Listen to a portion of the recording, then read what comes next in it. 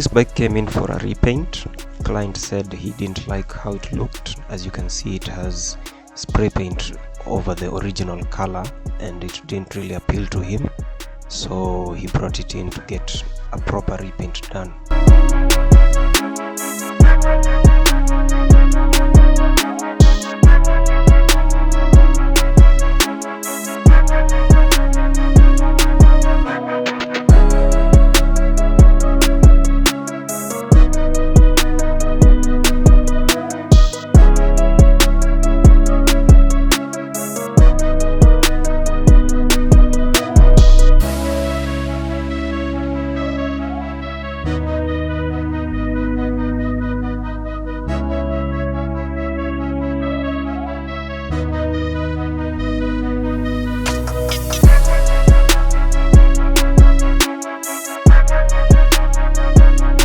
First things first, take apart the bike as per the few components that were still left intact.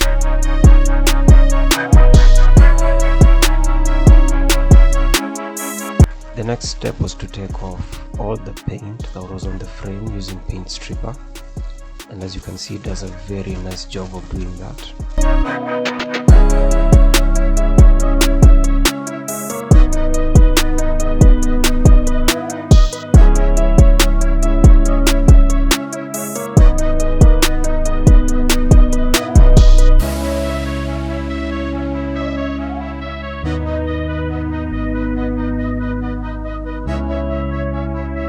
Now that the frame was cleaned and ready for paint, we start off with etching primer, which is this yellow liquid that I'm spraying on. What this primer does is provide a surface on which paint can lay and adhere properly without peeling over time. It works especially well for bare aluminium or steel surfaces.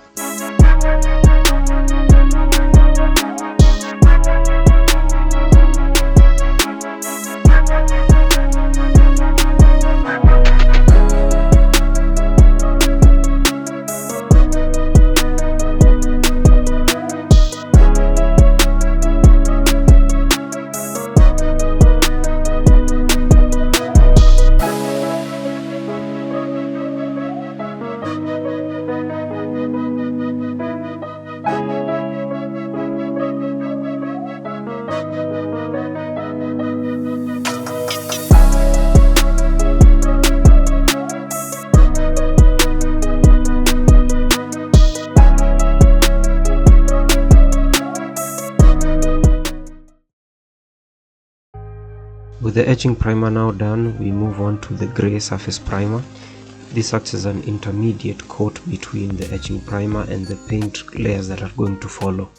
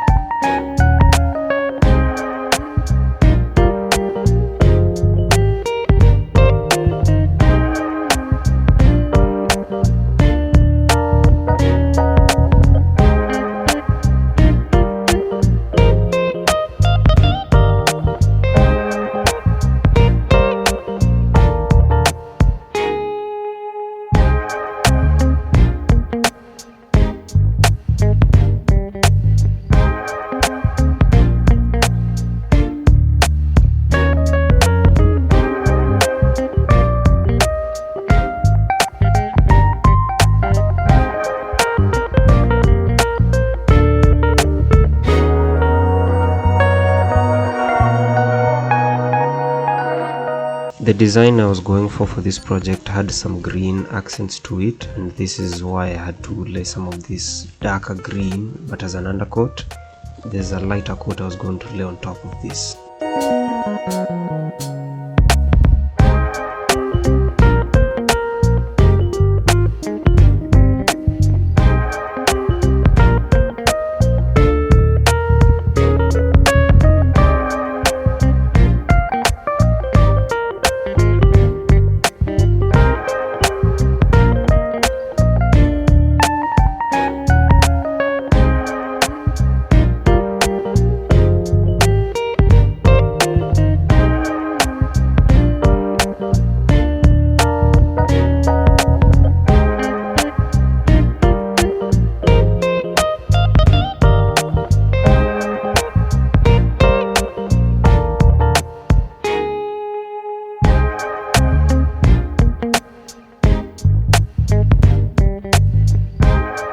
green undercoat was to help with the coverage, as I had to lay some of this it's more of a floral yellow luminous green color on top of it.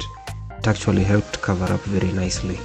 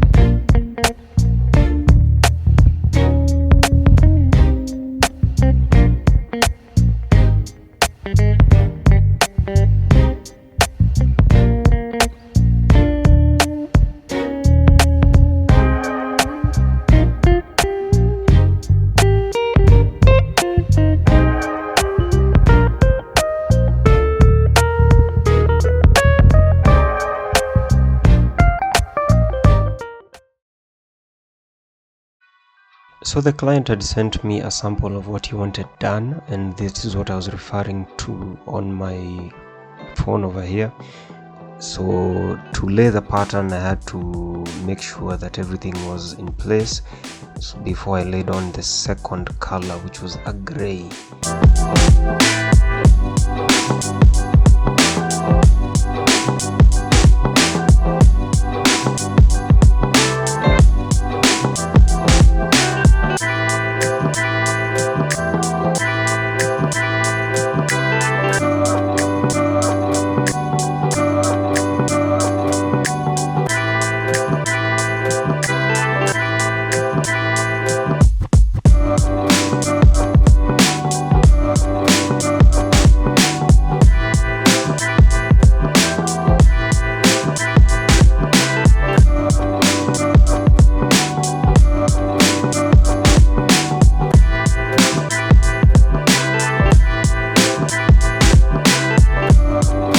Now after laying the green, I moved on to laying the second color, which was somewhat of a light gray.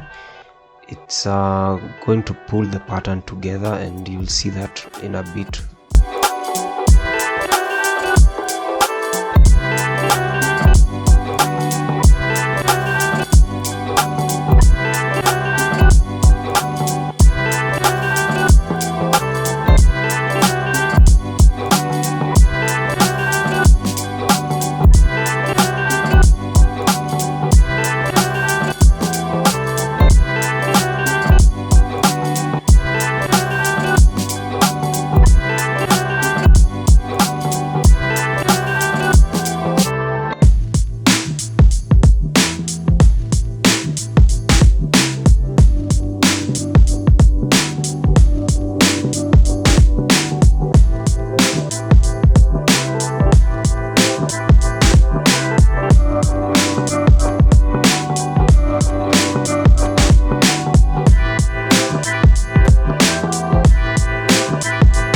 Now the purpose of adding the gray color was to put on the secondary color, and this is where it all comes together, because now, as you can see, after untaping and exposing the green, you can see the lines that I'm now going to use as a benchmark for where all the decals and all the patterns and lines are going to go.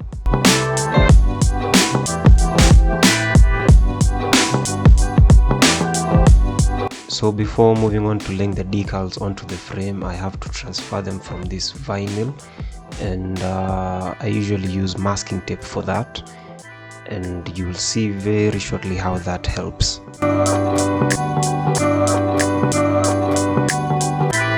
Again, going off of the photos that the client had sent me, I'm just going to use that as a mock-up to see where everything goes and get it as close as possible to the inspiration that he had.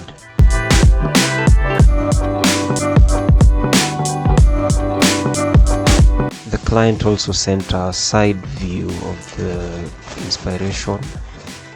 This actually came in a clutch because I didn't have to kind of guess where to lay everything to get to where he wanted the thing to look like overall.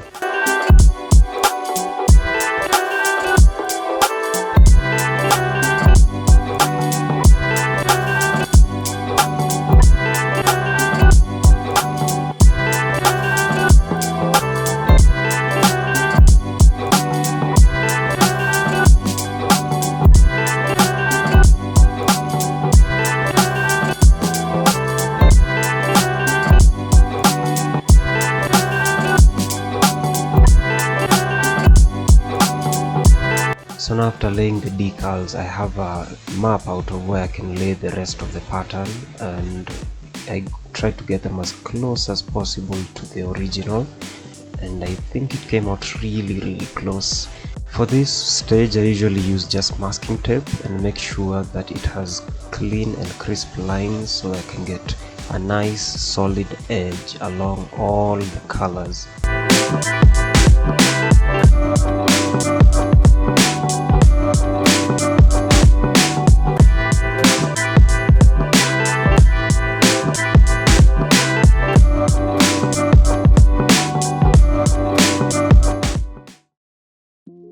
So now with the pattern laid down, I moved on to laying the final color, which was a black that the client wanted. And now after I untape everything, you'll see why all the colors went down the way they did, and now that pulls in all the aesthetic of the whole theme.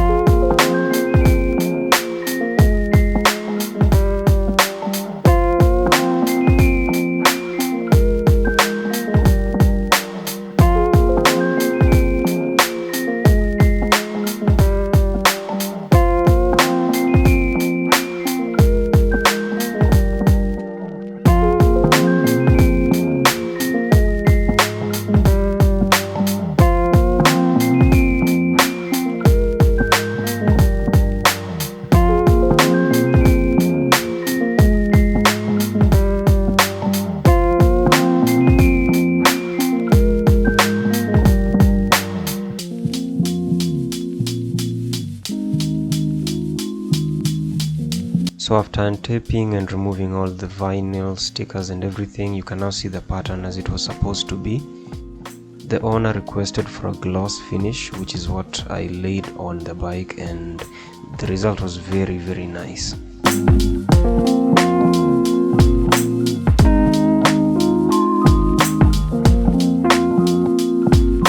So after giving it 2 coats of clear, I really liked how the frame came out overall, and the client was really happy with the result. So if you guys enjoy this style of video, let me know down in the comments down below. Don't forget to leave a like, subscribe if you're not, and if you enjoy this style of video, let me know and I'll be sure to drop more of this style.